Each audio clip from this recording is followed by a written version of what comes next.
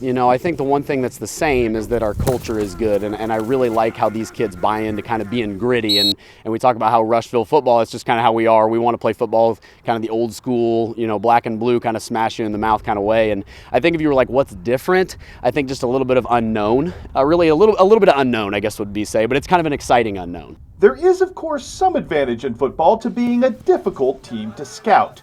Radical roster turnover figures to keep Rushville industry opponents in guessing mode early this season, as the team's most recognizable returning assets are a pair of offensive linemen and the squad's top holdover tackler. Now, if that sounds a little bland on paper, clearly you have not been privy yet to the Travis Gray experience. I think Travis is kind of like your ideal like 1980s, 1990s middle linebacker, and we always like talk about Travis like he's got the mullet, he's just kind of that dude, and he's also a great kid, and so we're looking forward to having him back there. And Brian Lafferty is hoping to tap into some different shades of gray, so to speak, to help rebuild a running game that graduated 76% of its total ground production from a year ago. Sure, and that group was awesome. I think if you look back at like those people as human beings, we've talked about them a ton as like culture setters, and I think that's something that is hopefully lasting through.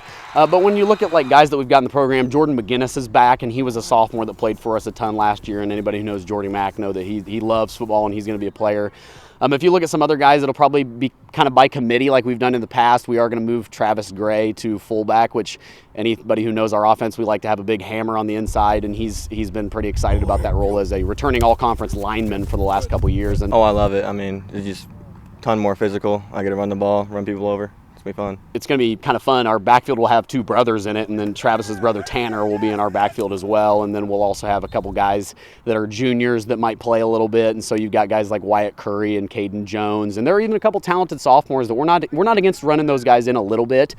That retooled running game will be afforded a couple of not only veteran pathfinders up front to work behind, but proven all-conference caliber protection. I like how most of them are fast, and they're all pretty big.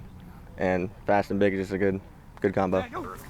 Yeah, I mean, we got a great coach. We got some great plays. We do a lot of down blocks, and I think we're a pretty good threat on the offensive line. 100%. If you look at our line coming back, I mean, we moved Travis from our line, but we've still got Voldy Nyandu and Ephraim Vua, who have started really since their sophomore year, and both of those guys live in the weight room and are kind of tone setters for us, and so we really feel good about where that starts, especially like if you're a wing T guy. If your center is a third-year starter, you feel really good about that when it comes to the inside run game. And his unflashy statistics aside, Tyler Bickerman's graduation at quarterback leaves a glaring hole as well. And again, Tyler is an elite human being, and so having Tyler was one of those things where you felt like you could leave practice and he could run it for you.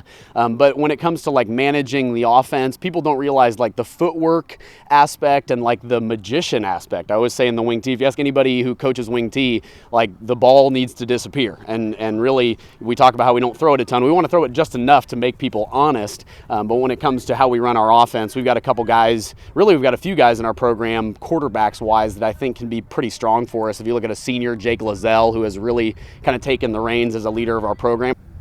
It's going good. It's stressful, but at the same time, it's not very stressful.